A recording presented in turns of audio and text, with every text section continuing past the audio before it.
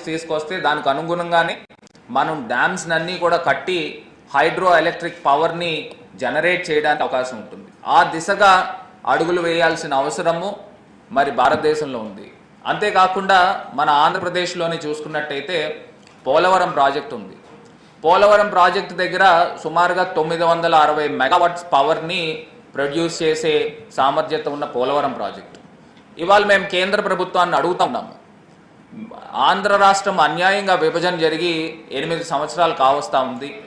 మరి ఇప్పుడు దాకా మీరు R&R ప్యాకేజ్ని ఇచ్చినట్టయితేనే, ల్యాండ్ ఎక్విజిషన్ అయితేనే మనకి పూర్తిగా ఫుల్ ఫ్లెజ్డ్గా పోలవరం ప్రాజెక్ట్ కంప్లీట్ అవుతుంది. అప్పుడు మనము ప్రతిరోజు కూడా సుమారుగా 960 మెగావాట్స్ యొక్క పవర్ని మనం డ్రా చేసేదానికి అవకాశం ఉంటుంది. మరి ఇదంతా కూడా రెన్యూబుల్ ఎనర్జీ కాదా అని అడుగుతా ఉన్నా. మరి ఇవాళ ఈ యొక్క కోవిడ్ కారణంగా, ఈ వార్ కారణంగా కోల్ ప్రైసెస్ ఏ రకంగా షార్టప్ అయిందనేది ఒకసారి ఆలోచన చేయాలి. మరి కోల్ అనేది థర్మల్ పవర్లోకి మనం వాడతాం. సో దానికి ఆల్టర్నేటివ్గా ఈ రెన్యూబుల్ ఎనర్జీని ప్రమోట్ చేయాల్సిన అవసరము ఖచ్చితంగా భారతదేశంలో ఉంది అని ఘంటాపదంగా చెప్తా ఉన్నాం. అంతేకాకుండా మనకి గ్యాస్ ప్రైసెస్ కూడా చూసుకుంటే, ఒక ఉదాహరణకు చెప్తున్నా, గ్యాస్ ప్రైసెస్ కూడా చూసుకుంటే ఇవాళ సిలిండర్ రేటు ఆకాశాన్ని అంటే పరిస్థితులు కనబడతా ఉన్నాయి. మరి ఒక కమర్షియల్ దానికి సుమారుగా 38 రూపాయలు ఎంతో కేంద్ర ప్రభుత్వం తగ్గించారని చెప్తా ఉన్నారు. మరి రెసిడెన్షియల్కి సంబంధించి కూడా తగ్గించాల్సిన అవసరం ఉంది. సుమారుగా 25% ఈ మధ్యకాలంలో సిలిండర్ ప్రైస్ కూడా పెరిగింది. మరి అంతేకాకుండా పెట్రోల్ డీజిల్ని కూడా మీరు జిఎస్టీలోకి తీసుకురావాల్సిన అవసరం ఉంది అని కూడా మరి తెలియపరుస్తూ, మరి ముఖ్యంగా ఏవైతే రైతులు ఉన్నారో రైతాంగాన్ని మీరు ఆదుకోవాల్సిన అవసరం ఉంది. మనకి అకాల వర్షాలు పడతా ఉన్నాయి. మరి దాంట్లో ఒక ఇన్ఫ్లేషన్ కూడా అదొక కారణము కూడా కనబడతా ఉంది. రైతులందరినీ కూడా ఆల్టర్నేటివ్ క్రాప్స్ని ఎంకరేజ్ చేయాల్సిన అవసరం ఉంది. ఇప్పుడు మనం చూసినట్టయితే వరి ఒక పర్టికులర్ క్రాప్ ఏదైతే ఉందో రైతులు జనరల్గా వరి కానీ లేకపోతే నార్త్లో చూసినట్టయితే గోధుమలు కానీ వేస్తూ ఉంటారు. మనం ఏదైతే మిగతా దేశాల నుంచి ఇంపోర్ట్ చేసుకుంటున్నామో ఆ రకమైన క్రాప్స్ని మన భారతదేశంలో ఎంకరేజ్ చేసి ఇన్సెంటివ్స్ ఇచ్చి వాళ్ళకి ఎంకరేజ్ చేయడం వలన రైతాంగం అందరూ కూడా ఆ క్రాప్స్లోకి రావడానికి అవకాశం ఉంటుంది. మరి ఆ దిశగా ఎందుకు ఆలోచన చేయట్లేదు అర్థం కావట్లేదు. మరి ఇవాళ పామ్ ఆయిల్ చూసినట్టయితే యుక్రెయిన్ వార్ వలన మనం మ్యాక్సిమం ఇంపోర్ట్ చేసుకునేది యుక్రెయిన్ నుంచి చేసుకుంటా ఉన్నాం. మరి పామ్ ఆయిల్ ప్రైస్ ఏ రకంగా పెరిగి ఉన్నది, దానికి ఆల్టర్నేటివ్ క్రాప్స్ ఎందుకు ఆలోచన చేయట్లేదు కేంద్ర ప్రభుత్వం అని అడుగుతా ఉన్నాం. అంతేకాకుండా ఒక్కసారి ఎంఎస్పి పైన కూడా రివైజ్ చేయాల్సిన అవసరము ఆవశ్యకత మరి కేంద్ర ప్రభుత్వానికి ఉంది అని కూడా మరి తెలియపరుస్తా ఉన్నాం. మరి ఆఖరిగా ఇంకొక అంశము ప్రస్తావన తీసుకుని వస్తా ఉన్నా. మరి హిందూయిజంకి మరి ఛాంపియన్స్ అని చెప్పుకుంటున్న భారతీయ జనతా పార్టీ మరి ఇవాళ నిజంగా నిన్న మా విజయసాయిరెడ్డి గారు కూడా పార్లమెంట్లో ప్రస్తావించారు. ఇప్పుడు తిరుమల తిరుపతి దేవస్థానం పైన కూడా మీరు ట్యాక్స్ కలెక్షన్ చేస్తూ ఉన్నారు. దాన్ని వేవ్ ఆఫ్ చేయాలి, దాన్ని టెంపుల్స్ని అన్నీ కూడా జిఎస్టీలోంచి బయటికి తీసుకురావాలని మేము పలుమార్లు గౌరవ ముఖ్యమంత్రి గారు కానీ జగన్మోహన్ రెడ్డి గారు కానీ లేకపోతే మా పార్లమెంటరీ లీడర్ విజయసాయిరెడ్డి గారు, మిథున్ గారు మేమంతా కూడా వెళ్ళి రిక్వెస్ట్ చేశాము. దానిపైన ఇంకా ఇప్పుడు దాకా నిర్ణయం తీసుకోలేదు.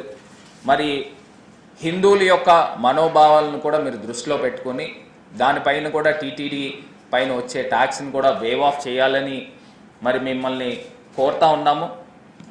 అంతేకాకుండా మనకి ఫైనల్గా చూసినట్టయితే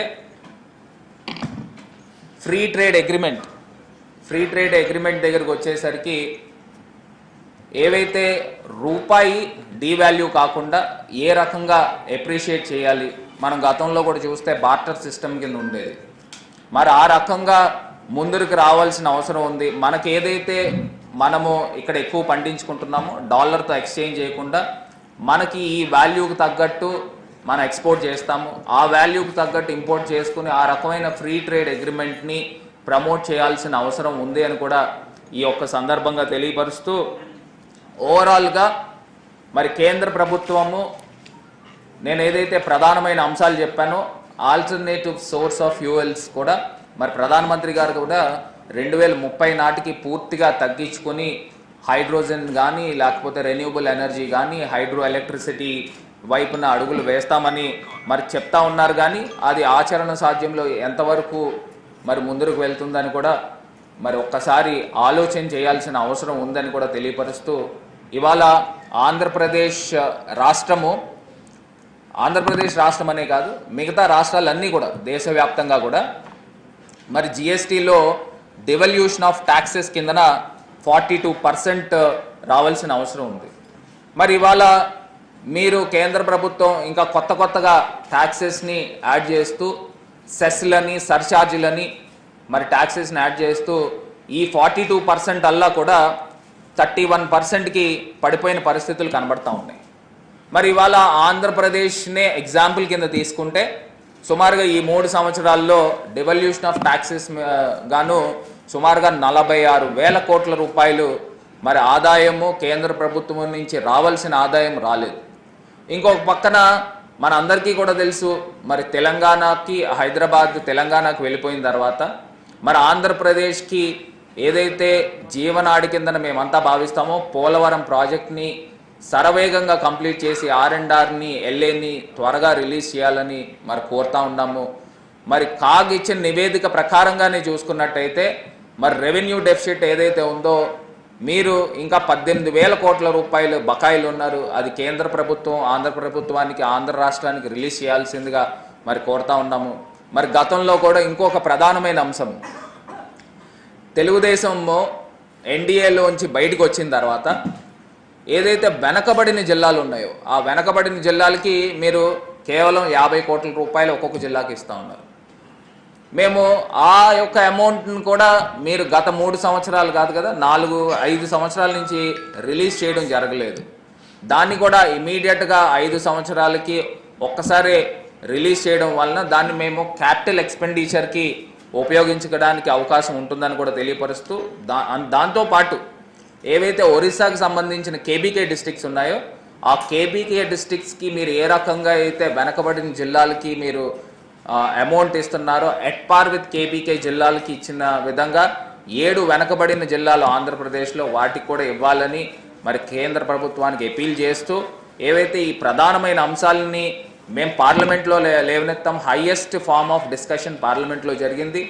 ఇది గాలికి వదిలేయకుండా కేంద్ర ప్రభుత్వం తగు చర్యలు తీసుకొని స్పందించి ఇమీడియట్గా నిత్యావసర వస్తువులు ఏవైతే petrol diesel cooking gas edible oils అదేవిధంగా పల్సెస్ గ్రెయిన్స్ ఉన్నాయో కామన్ మ్యాన్ బతికే విధంగా ఇమీడియట్గా నియంత్రించాలని కేంద్ర ప్రభుత్వాన్ని డిమాండ్ చేస్తున్నాం.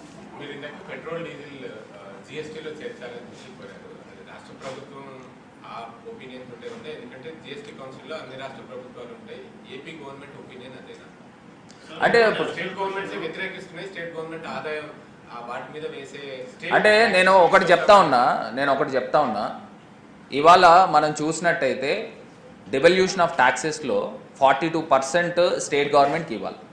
కానీ పెట్రోల్ డీజిల్ దగ్గరకు వచ్చేసరికి సెస్ కిందన సర్చార్జ్ కిందన లాస్ట్ 3 years మనం క్యాలిక్యులేషన్స్ తీసుకుంటే సుమారుగా 10 లక్షల కోట్ల పైన కేంద్ర ప్రభుత్వానికి అదనంగా అమౌంట్స్ ఉండిపోయినాయి.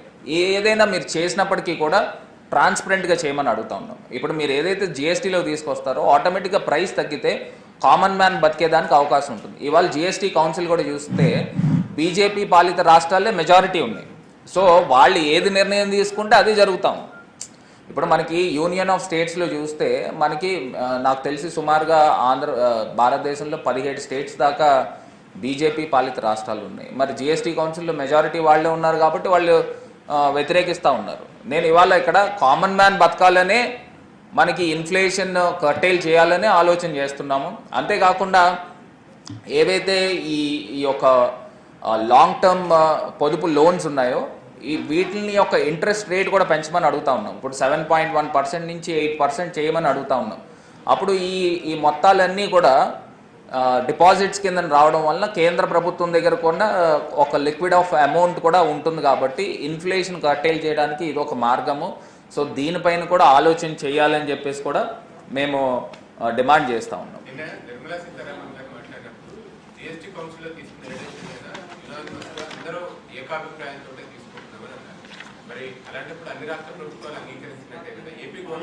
అదే నేను అదే చెప్తున్నా మీకు ఏంటి, నేను అదే చెప్తున్నా. ఇప్పుడు బీజేపీ పాలిత రాష్ట్రాల మెజారిటీ వాళ్ళు ఉన్నప్పుడు మనం వ్యతిరేకించినా లేకపోతే మనం ఇది చేసినా ఏదైనప్పటికీ కూడా వాళ్ళు డెసిషన్ తీసుకున్నారు. ఇప్పుడు నేను ఇంకొక అంశం కూడా చెప్తున్నా ఏంటంటే, ఇప్పుడు ఇన్ఫ్లేషన్ కర్టైల్ చేయడానికి ఏదైతే ఈ పీపీఎఫ్ రేట్స్ ఉన్నాయో 7.1% ఇప్పుడు కేంద్ర ప్రభుత్వం ఆఫర్ చేస్తూ ఉంది. దాన్ని 7.8% చేయడం వలన వేల కోట్ల రూపాయలు డిపాజిట్స్ రూపేణా మనకి కేంద్ర ప్రభుత్వానికి రావడం జరుగుతుంది. 10 years అండ్ అబోవ్ ఉన్న బాండ్స్ని యొక్క రేట్స్ని కూడా 6% ఉండింది 7.4% చేయాలని డిమాండ్ చేస్తున్నాము. అదే రకంగా సుకన్య సమృద్ధి యోజన దీంట్లో 7.6% ఉంటే దాన్ని 8.3% చేయాలని డిమాండ్ చేస్తున్నాము. అదేవిధంగా సీనియర్ సిటిజన్స్ సేవింగ్ స్కీమ్ ఉంది, దానికి ఇప్పుడు 7.4% ఇస్తున్నారు, దాన్ని 8.1% చేయాలని డిమాండ్ చేస్తున్నాం. ఇవన్నీ చేయడం వలన వేల కోట్ల రూపాయలు డిపాజిట్స్ రూపేణా, లాంగ్ టర్మ్ డిపాజిట్స్ రూపేణా కేంద్ర ప్రభుత్వానికి వేల కోట్ల రూపాయలు వస్తాయి. దీనివలన మార్కెట్లో సర్ప్లస్ ఏదైతే క్యాష్ ఫ్లో ఉందో ఆ క్యాష్ ఫ్లో అంతా గవర్నమెంట్కి రావడం వలన ఇన్ఫ్లేషన్ని అరికట్టేదానికి అవకాశం ఉంటుంది. ఇలాంటి రెవల్యూషనరీ మెజర్స్ తీసుకోవాల్సిన అవసరము ఇమీడియట్గా చేయాలని కేంద్ర ప్రభుత్వాన్ని కూడా డిమాండ్ చేసాం, పార్లమెంట్లో కూడా డిమాండ్ చేసాం, ఇప్పుడు ప్రెస్ మీట్ ద్వారా కూడా తెలియపరుస్తాము.